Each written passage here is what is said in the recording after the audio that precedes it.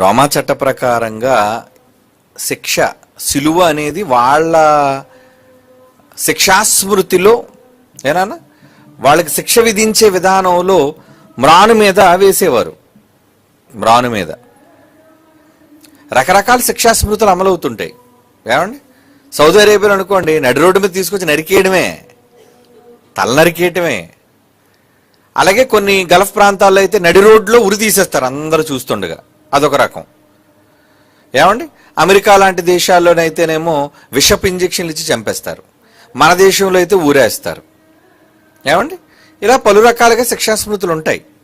అంటే మనిషిని చంపే సాధనం ఉరి వేయడానికి తాడు ఉపయోగిస్తారు. ఏమండి, అలాగే కత్తితో నరికి చంపడానికి కత్తిని ఉపయోగిస్తారు. మరి పాతకాలంలో అయితే గిలెటన్ అనేవారు.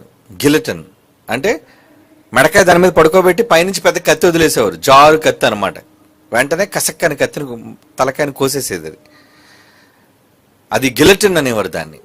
అంటే మనిషిని చంపేయడానికి అది ఉపయోగించే ఒక సాధనం.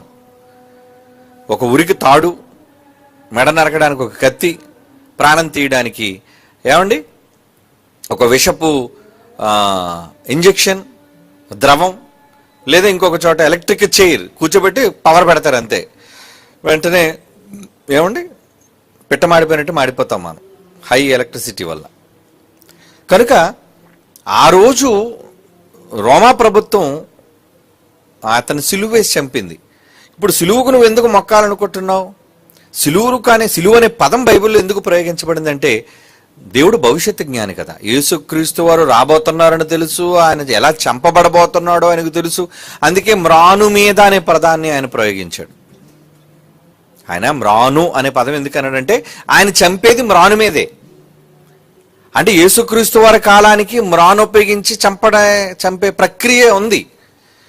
కనుక నువ్వు చంపే సాధనాన్ని మొక్కడం వల్ల నీకేం కలిసి వస్తుంది? జస్ట్ అది గుర్తు. ఏంటా గుర్తు? సిలువు చూడగానే అవునండి ప్రభు చచ్చిపోయాడు కదా. ప్రభువే కాదు, ఇద్దరు దొంగలు కూడా చచ్చిపోయారు దాని మీద, అవునా? కానీ ప్రభు ఒక ఇంటర్నేషనల్ ఫిగర్ అవడం వల్ల సిలువు అనగానే ఆయనే గుర్తొస్తాడు. ఏమండి, అవునా కాదా? ఉరి అనగానే తాడు గుర్తొస్తుంది మనకు. ఉరి అనగానే తాడు గుర్తొస్తుంది. కనుక జస్ట్ అది జ్ఞాపకం చేసుకోవడానికి మాత్రమే ఆ సింబల్, ఆ గుర్తు మనం ఊహించుకోవాలి అంతే. దానికి ఏం మొక్కవలసిన పని లేదు. నీ ప్రాణం తీసేదని మొక్కుతావేటి? మీ అమ్మని గుద్దేసి చంపేసింది లారీ అనుకుందాం, ప్రాణం పోయింది. లారీకి వెళ్ళి దండం పెడతావా? మా అమ్మను గుద్దేసిన లారీ ఎక్కడుందండి వెళ్ళి సాష్టాంగ పడతాడు దానికి. ఏమనుకోవాలి నేను చెప్పండి? ఎందుకని లారీకి నా దండం పెడతాను అనేసి అంటే, మా అమ్మని చంపేసింది ఇదేనండి. 2 వీలర్ అయితే దానికి దండం పెడతావు, అవునా? కరెంట్ అయితే నువ్వు కూడా దండం పెట్టి దానికి. బయట ఈ ట్రాన్స్ఫార్మర్లు ఉంటాయి అనుకో, ముట్టుకుని చచ్చిపోయారు అనుకోండి, నువ్వు కూడా ముట్టుకో, దండం పెట్టు, ఇక తర్వాత నువ్వు ఉండవు. లోకం ఏంటంటే ఏదో ఒక విధానంలోనికి వెళ్ళిపోయింది. నీకేం కావాలి? యేసుక్రీస్తు వారు దేని మీద చచ్చిపోయారు అనే దానికోసం ఆలోచించొద్దు. సూచనగా చెప్పాడు, సూచన. ఆయన ఒక పస్కా బలి పశువు అన్నాడు. నిజంగా పస్కా బలి పశువుని వాళ్ళు ఏం చేసేవాళ్ళు చెప్పండి? ఇశ్రాయేలీల దగ్గర నుంచి కదండి వచ్చింది ఆచారం. ఆయన చనిపోయే విధాన్ని ఇశ్రాయేలీలతో జరిగిన ప్రక్రియను పోల్చి చెప్పాడు. ఇశ్రాయేలీలు మరి దాన్ని ఏం చేసేవారు? చంపేసి రక్తం అంతా తీసేసి ఆ రక్తం అంతా కూడా ఒక బకెట్లో పోసి దాన్ని ఏం చేసేవారు అంటే వాళ్ళు అడ్డు కొమ్ములకి నిలువు కొమ్ములకి రాశారు. ఆ రోజు సంహారకుడి నుంచి కాపాడుకోవడం కోసం, అవునా? అడ్డు కమ్మెలకు నిలువు కొమ్ములకు. సర్వసాధారణంగా గుమ్మాలను చెక్కలతోనే చేస్తారు. ఏమండి? కనుక ఆ మ్రానుకి రక్తం పూశారు. అది ఎలాగైతే జరిగిందో యేసుక్రీస్తు కూడా ఆ మ్రాను మీద ఆయన వేలాడదీసి ఆయన రక్తాన్ని ఆ మ్రాను మీద కార్చారు. అంటే బలి పశువు అయ్యాడు, మీ పాపానికి ప్రాయశ్చిత్తం కలిగింది, మీరు రక్షింపబడ్డారు అని చెప్పడానికి అదొక సూచన. అంతేగాని సిలువలో ఏదో గొప్ప శక్తి ఉంది ఏమండి ఇలాగంటారు చాలామంది. ఇదెందుకు? ఇది మనుష్యులు కల్పించిన సిలువ వచ్చింది కదండి అంటే కొంతమంది ఇలాగంటారు. ఏమండి, పోనీ ఇలాగంటే సిలువ ఏమండి ఇలాగన్నారు అనుకోండి, అమ్మో అంతే కదా, ఇలా అన్నారు అనుకోండి, ఇది కూడా అడ్డే. అంటే ఇలాగంటే పవిత్రముని, ఇలాగంటే మాత్రం అపవిత్రమా?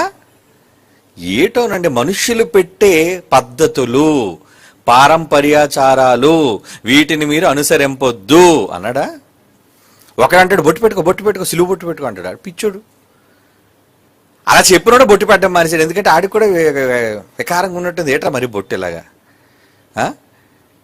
ఎందుకంటే ఈ బొట్టు అనగానే ఆ కయ్యను నొసటి మీద ముద్ర వేసినట్టు గుర్తొచ్చేస్తుందా?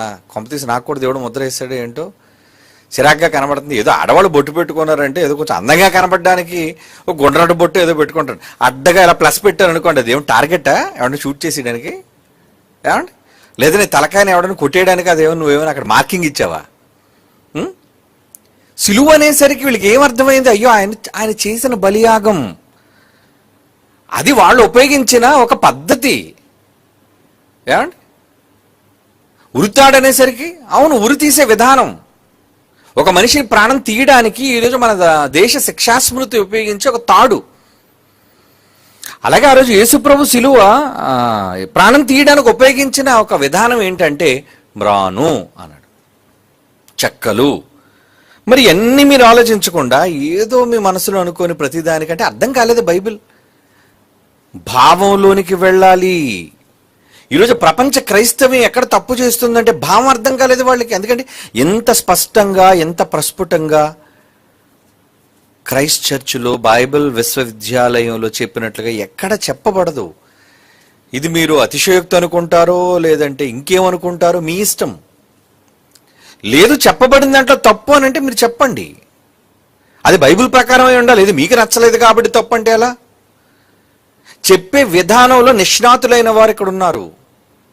బైబిల్ సరిగా మీకు వివరించటంలో అనుభవజ్ఞులైన వాళ్ళు ఇక్కడ ఉన్నారు. దైవ సంబంధమైన జ్ఞానంతో బైబిల్ని ఎలా వివరించాలి అన్న జ్ఞానాన్ని దేవుని దగ్గర నుంచి అనుభవపూర్వకంగా పొందిన వాళ్ళు ఉన్నారు. కనుక వాళ్ళు చెబితే అర్థం అవుతుంది. ఏమండి, ఒక లెక్కల మాస్టర్ అంటే చాలా మంది లెక్కల మాస్టర్లు ఉంటారు. అందరు మాస్టర్లు చెప్పిన లెక్కలు వెంటనే అర్థం అవుతాయి లేదండి. కొంతమంది చెప్పినవి ఏంటంటే చాలా చక్కగా చెప్తారని, అంటే ఎదుట మనిషి బుర్రలోనికి ఎక్కించడానికి ఏం చెబితే, ఎలా చెబితే వీళ్ళకి అర్థం అవుద్దు అనే విధానం వాళ్ళకి తెలుసు. అందుకే చక్కగా లెక్కలు అర్థం అవుతాయి. మరి కొంతమందికి తెక్కలు వచ్చేస్తుంటే లెక్కలు చెప్తుంటే కారణం ఏంటంటే ఆడు చెప్పడం రాదు, వీడికి వినడం అంతకన్నా అర్థం కాదు. కాబట్టి ఈరోజు మన బైబిల్లో మ్రొక్కొచ్చా సిలువ గుర్తు,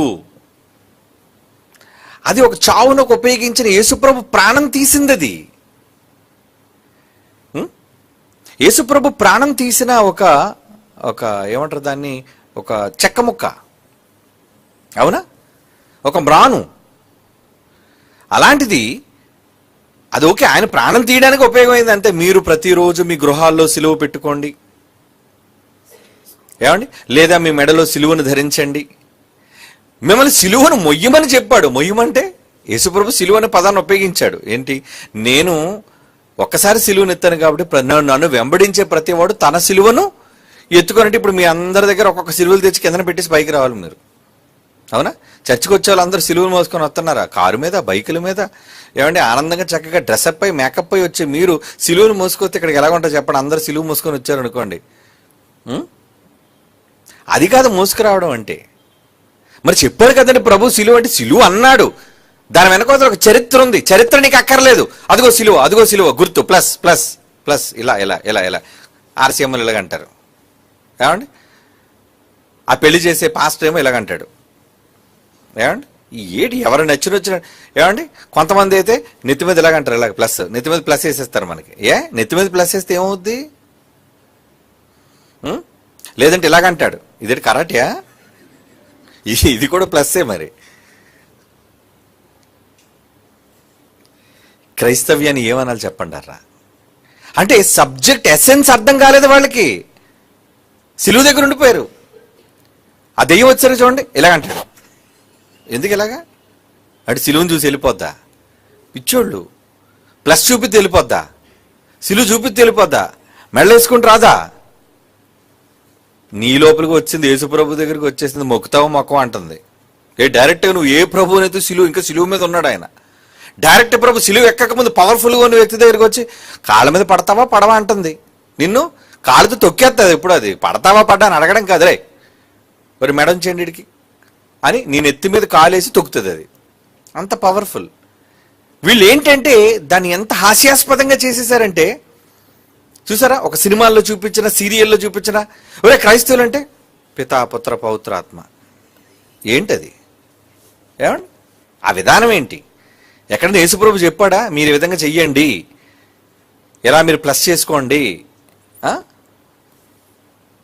అంటే పనికిరాని వాటి కోసం ఆలోచిస్తున్నారు. యేసుప్రభు మన కోసం చనిపోయాడు, మ్రాను మీద చనిపోయాడు. ఆ మ్రాను ఎలాగుందని మళ్ళీ గొడవ ఒకడు. ఏమంటే నిలువుకమ్మ లేదండి, అది నిలువుకమ్మ లేదండి, అడ్డుకమ్మ ఒకటి ఉంది, ఆయన భుజాన్ని వేశారు, ప్లస్ లేదండి అంటాడు ఒకడు. ఏమండి ఇవన్నీ కూడా వ్యర్థమైనవి. మీకు కావాల్సింది ఏంటి? రక్షణ. సిలువలో యేసుక్రీస్తు వారు ఏం చేశారంటే ఉభయుల మధ్య ధర్మశాస్త్రం అనే ఒక దాన్ని తీసివేసి అటు క్రైస్తవులుగా ఉన్నవాళ్ళు, అన్యులైన వాళ్ళని, అలాగే ఇశ్రాయేలీలైన వారిని ఒకటి చేశాడు. అందుకే మ్రాను, సిలువ అనే పదాన్ని ప్రయోగం జరిగింది. సిలువ జయోత్సవం అన్నాడు. సిలువ సిలువ సిలువ అని బైబిల్లో ఎక్కడ పదం చూడండి, వాడబడిన పదానికి వెనక భావాన్ని ఆలోచించండి. సిలువ అనగానే ఒకడికి బొట్టు గుర్తు వచ్చింది. ఏమంటాను చెప్పండి? క్రైస్తవులే ఫూల్స్, బఫూన్స్లా తయారయ్యారు వీళ్ళు. నువ్వెంత గొప్ప ఉద్యమాన్ని ప్రారంభించిన వాడు నువ్వెందుకు బొట్టు పెట్టుకోవడం మానేశావు? అంటే దేనికోసం ఉద్యమం చేయాలో తెలియదు. ఎందుకంటే సబ్జెక్ట్ లేనోళ్ళు. ఏమండి సబ్జెక్ట్ లేదు, బైబిల్లో పట్టు లేదు. భాషలో 4-5 భాషలు మాట్లాడితే చాలా గొప్పోడా? లేదా 4-5 దేశాలు తిరిగి వస్తే గొప్పోడా? లేదా వెనకాతల పెద్ద చేంతాళ్ళగా తోకలాగా పెద్ద డిగ్రీలు ఉంటే గొప్పోడా? మనలో ఎలా తయారయ్యారు తెలుసా అండి? వీడికి ఏ డిగ్రీ అక్కర్లేదు, ఏం అక్కర్లేదండి. కులం ఏంటి? కులం ఏంటి?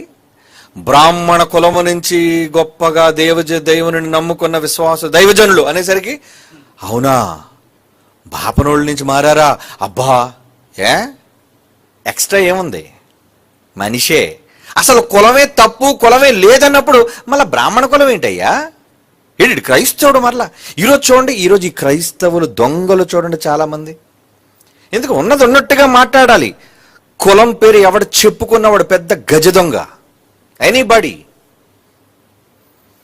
మీరు కూడా కులం చెప్పుకున్నారేంటి? మీ అంత దౌర్భాగ్యులు మరొకరు లేరు కులం చెప్పుకుంటే. మీరు మాదండి, మాదండి ఏంటి నీది? పనికిరాని చెత్త మాటలు మాట్లాడే క్రైస్తవ జనాంగం. ఎందుకంటే కుళ్ళిపోయింది లోన. మేమండి పలానా అండి. ఏంటి పలానా? నాకు కులం కోసం మాట్లాడితే పిచ్చి కోపం వచ్చేస్తుందండి. అందుకే పబ్లిక్ మీటింగ్లో కూడా ఏమైనా పట్టించుకోను ఎవరిని. అప్పుడు కులం పిచ్చోళ్ళే, స్టేజ్ మీద కులం పిచ్చోళ్ళు ఉంటారు, మంత్రులు కులం పిచ్చోళ్ళు ఉంటారు. అయితే నాకేంటి? ఏమైనా పట్టించుకుంటాం? దేవుడు చెప్పమనేది ముక్కుసూటిగా చెప్పడమే. ఎవడికి భయపడేవాడు కాడు దైవజనుడు. నిజంగా బైబిల్ సబ్జెక్ట్ తెలిసినోడు దేనికి భయపడతాడు?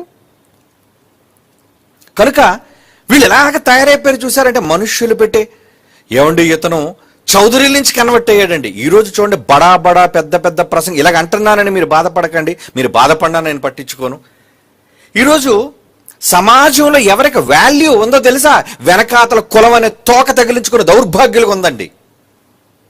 వాళ్ళ దగ్గర జనం ఉంటారు. ఎందుకంటే మామూలుడు చెప్తే వీడు గొప్ప విషయాలు చెప్పడం మన ఎవడు చెప్పాలి? బ్రాహ్మణ్ నుంచి కన్వర్ట్ అయినోడు అయితే గొప్పగా చెప్తాడు. ఉందరా బైబిల్లో? చెప్పు, ఉందా?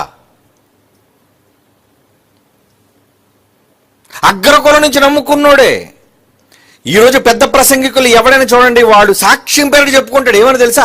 డైరెక్ట్గా కులం చెప్పుకుంటే క్రైస్తవుడు కదా, మాకు కులం లేదు అని కౌంటర్ పడిపోద్దని తెలిసి ఈడేమని బయటికి ఎక్స్పోజ్ అవుతాడంటే, నేను మామూలుగా సాదాసేదా ఏదో నిమ్న జాతుల నుంచి వచ్చినాను కాను అంటే, అసలు నిమ్న జాతులు ఉన్నాయరా? దరిద్రుడా, ఒక దౌర్భాగ్యుడా, నీచుడా, భ్రష్టుడా? అసలు కుల వ్యవస్థ ఉందరా బైబిల్లో? లేనప్పుడు బడుగు బలహీన వర్గాల నుంచి, అసలు బడుగేంటి, బలహీన వర్గాలేంటి? ఏ వర్గం లేదు. దరిద్రుడు నువ్వు పెట్టావు, లేదు దిక్కుమాల సమాజం పెట్టింది ఈ బడుగు బలహీన వర్గాలని. ఎందుకంటే వాడు పుట్టుక సారాంశం వాడికి తెలియదు. అందుకే ఏం చెప్పుకుని తెలుసు? సాక్ష్యం. ఏంటి సాక్ష్యం? అయ్యగారు ఏం సాక్ష్యం? నేను గొప్ప అగ్రకులములో నుంచి. అందుకే ఈ దౌర్భాగ్యుల సాక్ష్యాలు చూడండి. దానికి మళ్ళీ పెద్ద మళ్ళీ ఏం పెడతారంటే, ఏమంటారు దాన్ని, ఆ పైన ఫోటో పెడతారు ముందు, దాని మీద ఆ అక్షరాలు రాస్తారు. ఆ యూట్యూబ్ భాషలో ఏదో ఉంటుంది దానికి. అలాంటిది పెట్టి అంటే చూడాలి కదా, గొప్ప దైవజనుని అగ్రకులము నుంచి, బ్రాహ్మణ కుటుంబం నుంచి క్రీస్తును నమ్ముకున్న దైవజనుడి సాక్ష్యం అంటే బాపనుడా, బ్రాహ్మణుడైనా, ఈయన క్షత్రియుడా, ఈయన చౌదరియా? క్షత్రియుడు బ్రాహ్మణుడు కాకపోతే బైబిల్ ఎవడు చెప్పలేడా? అంటే ఈ దౌర్భాగ్యులకి, నీచపు ఈ దౌర్భాగ్యులకు బైబిల్ అర్థం కాని వీళ్ళకుందండి ఈ వ్యవస్థ, కులగజ్జి, దారుణమైన కులతత్వం. కనుక మామూలుడు చెప్పాడు అనుకోండి, ఈడెవడు, ఈడు బ్యాక్గ్రౌండ్ ఏంటి, వీడు మాలోడండి, ఈడు పెద్ద బాధకుడు కాదురండి, ఈడు మాదిగోడండి, అబ్బాబ్బే ఈడు కూడా అవసరం లేదండి. మరి ఆడెవడు, వాడెవడో కాదని చౌదరి అండి బాబు, అవునా పద ఆడు చర్చికి వెళ్ళిపోదాం మనం.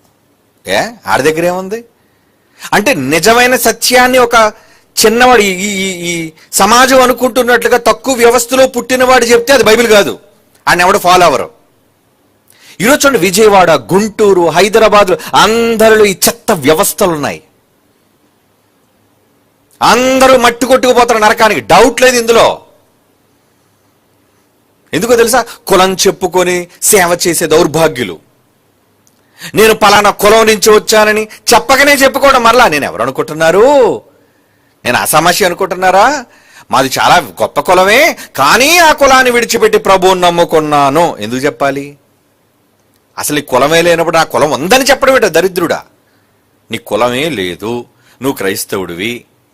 క్రైస్తవుడు మళ్ళీ బ్యాక్గ్రౌండ్ చెప్పడం ఏంటి? సాక్ష్యం అంటే ఏంటంటే నువ్వు ఎక్కడ పుట్టావో లేదంటే నీకు ఏం జరిగిందో అది చెప్తే అర్థం ఉంది. కానీ మా అమ్మా నాన్నలు పలానా కులానికి చెందిన వాళ్ళు, లేదా పలానా గుడిలో నేను గొప్పగా యాజకత్వం చేసేవాడిని. కారణం ఏంటంటే వీళ్ళు ఎలాంటి వాళ్ళు అంటే అండి, గొప్పవాడిని చూసి సొల్లు కార్చుకునే రకాలన్నమాట వీళ్ళు. ప్రజలను ఎలా తయారు చేశారు? రే మీరంతా మా కిందన్నోళ్ళరా, మేమంతా గొప్ప గొప్ప కులాల నుంచి వచ్చిన వాళ్ళురా, కనుక మేం చెప్పిందే గొప్పరా అంటే ఇక్కడ కూడా కాస్ట్ డామినేషనేనా? ఇక్కడ కూడా కులతత్వమేనా? తొక్కేయడానికే వచ్చేవాడిని. అందుకే ఎక్కడికి వెళ్ళండి చిత్తకొట్టేస్తుంది దీని మీద. ఎవడైనా సవాలు విసిరి ఇంతకాలం అయింది, ఎవడైనా వచ్చాడా? కుల వ్యవస్థ చెప్పుకొని, వాక్యాన్ని చెప్పుకొని, గొప్పలు మాట్లాడుకునే డప్పాలో మారులు వీళ్ళందరూ కూడా. కనుక వీళ్ళకి ఏం కావాలి? ఏం కావాలండి? ఇదిగో అలాంటి వాళ్ళే ప్రవేశపెట్టినవన్నీ ఏంటి? మనము సిలువకు మొక్కాలి. సిలువ అనేది ఒక పవిత్రమైన గుర్తు. అదే అప్పుడు మీ అమ్మ లారీ గుర్తిస్తుంది అనుకో, లారీ ఫోటో పెట్టుకో. ఈ లారీ గొప్ప లారీ. మా అమ్మ నన్ను పోషించడం కోసం ఉద్యోగానికి వెళితే లారీ గుద్ది చంపేసింది. అమ్మ ఆ లారీ కింద పడిపోయావు తల్లి. నువ్వు కనబడకపోయినా లారీ కనబడుతుంది. అమ్మ పెట్టుకోరా దరిద్రుడా, ఫోటో పెట్టుకో. సిగ్గు ఉందండి, బుద్ధి ఉందా? కనీస జ్ఞానం. ఇది ఏమంటో తెలుసా అండి? ఇది కనీస జ్ఞానం. ఇది కూడా లేదనమాట. మరి యేసుప్రభును క్రూరంగా చంపేస్తే ఇంకా నయం, ఆ కొరడాలతో కొట్టదు, కొరడా గుర్తు కూడా వేయాలా? ఎందుకంటే ప్రభువును కొరడాలతో కొట్టారు కదా, కొరడ ఎందుకు లేదురా సిలువ మీద? పిడిగుద్దులతో గుద్దారు కదా, ఎవరు పిడికిలు కూడా ఇయ్యి అక్కడ. ఆ కత్తి కొడవల్లాగా సిపిఐ పార్టీలాగా ఉంటుంది నీది కూడా. అంటే ఏం పెట్టుకోవాలో తెలియదు, ఏం మాట్లాడాలో తెలియదు, బైబిల్ పైన అవగాహన, కనీస అవగాహన లేని మళ్ళా గొప్ప ఉద్దండులు మరలానా వీళ్ళంతా కులాల పేర్లు చెప్పుకుని నీచులు. కులం పేరు చెప్పుకుని ఎవరినైనా తొక్కేయడానికి వచ్చింది బైబిల్ ఓపెన్ యూనివర్సిటీ. అందుకే మేసం ఇక్కడే కాదు బయట కూడా కదా. మీరేదో పెద్ద కులం పేరు చెప్పుకొని మాది గొప్ప కులం అన్నారు. అరే బైబిల్ రా మా దగ్గర ఉందని మేసం తిప్పుతాం మేము. ఎవడు కిక్కుమండు.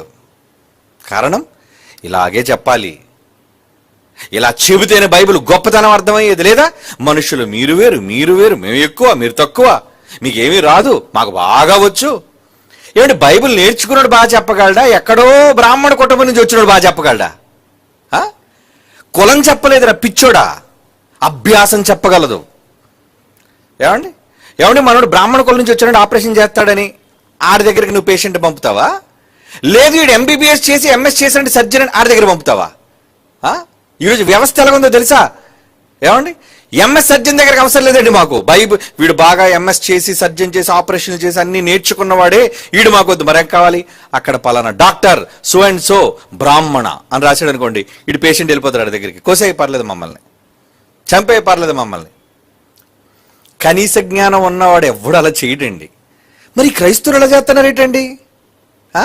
ఎందుకు వాళ్ళ దగ్గరికి వెళ్ళిపోతున్నారు? వాళ్ళ కులంలో గొప్పోళ్ళండి, అగ్ర కులాల నుంచి వచ్చిన వాళ్ళండి, మేమంతా కూడా అంబేద్కరిస్టులు అండి, కింద ఉన్నవాళ్ళు. సిగ్గు ఉండాలా? ఇలా కులాన్ని చెప్పుకొని బైబిల్లోని ఎవరో చెప్పిన పద్ధతులు, నియమాలు వీటన్నిటిని పాటిస్తున్నామంటే నిజంగా సిగ్గుపడాలండి. మనం అంతా సిగ్గుపడాల్సిన విషయం, సిగ్గుపడాల్సిన విషయం. కనుక నువ్వు దేనికి మొక్కుతావు? దేవుడికి మొక్కు, వాక్యానికి మొక్కు, సత్యానికి మొక్కు. దీనికి తప్ప ప్రపంచంలో దేనికి మొక్కొద్దు.